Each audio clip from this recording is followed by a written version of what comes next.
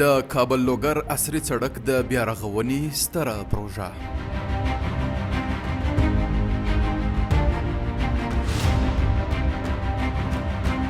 د 960 میلیونه افغانیو په لګښت.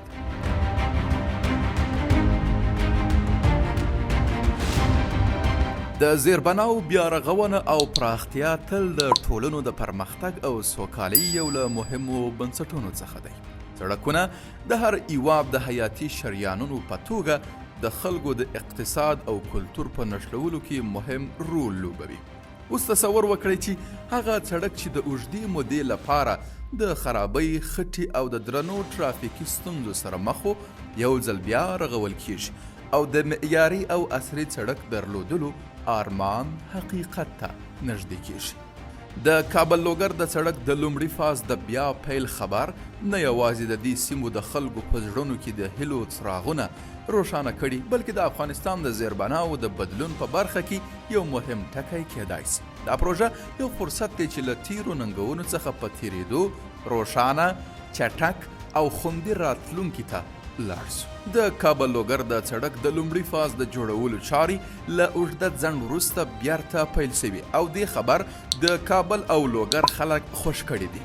دا پروژه چې شاوخوا 960 میلیونه افغاني لګښت پرې راځي، د دغو دوو ولایتونو ترمنځ د سړکونو او ترانسپورت د وضعیت د ښه والي لپاره یو له مهمو او حیاتي پروژو څخه ګڼل کیږي. د کابل لوګر سړک چې له مینار نعت څخه تر چراب پورې غځېدلی په پام کې ده چې د پام وړ اوږدوالی او پلنوالی ورکړل شي. که څه هم د سړک د ابعادو کره جزئیات لا تر اوسه نه دي اعلان شوي، خو د پروژې موخه د معیاري او عصري سړک جوړول دي چې د خلکو او موټرو د تګ راتګ اړتیاوې پوره کړي. د دغې لارې خلک له کلونو راهیسې له ګڼو ستونزو سره مخ دي، چې پکې د سړکونو خرابوالی، د باران په موسم کې خټې، په اوړي کې دوړو او د ټرافیکو ګڼه ګوڼه وه چې تګ راتګ یې ستونزمن کړی و. اوس د جوړولو د بیا پیل سره د یو مناسب او باثباته سړک لپاره هیلې زیاتې شوي. د کابل ښاروالي چارواکو اعلان کړی چې په دې پروژه کې به پلونه، د اوبو کانالونه او نور اړین ملحقات هم جوړ شي. دا په دې معنا ده چې دا سړک به یوازې یو ساده اسفالټ نه وي، بلکې په لوړ کیفیت سمبال او د ورځې د معیارونو سره سم ډیزاین شوي ترڅو ډیر دوام ولري. د انجینرۍ ټیمونه شپه او ورځ کار کوي ترڅو ډاډ ترلاسه کړي چې د کار پرمختګ د مهالویش سره سم پرمخ ځي او په کارونو کې ځنډ نه راوړي. خلک چې معمولاً د دا ډول پروژو د کیفیت په اړه اندېښمن دي، هیله لري چې جدي څارنه یې وشي ترڅو په راتلونکي کې ستونزې رامنځته نه شي. دغه راز دغه سړک د سیمې خلکو ته چې د دغې لارې په اوږدو کې اقتصادي فعالیتونه لري، ښه اقتصادي فرصتونه برابروي. د ټرافیک په زیاتوالي سره به بازارونه او هټۍ ښه شي او دا به د سیمې اقتصاد ته وده ورکړي.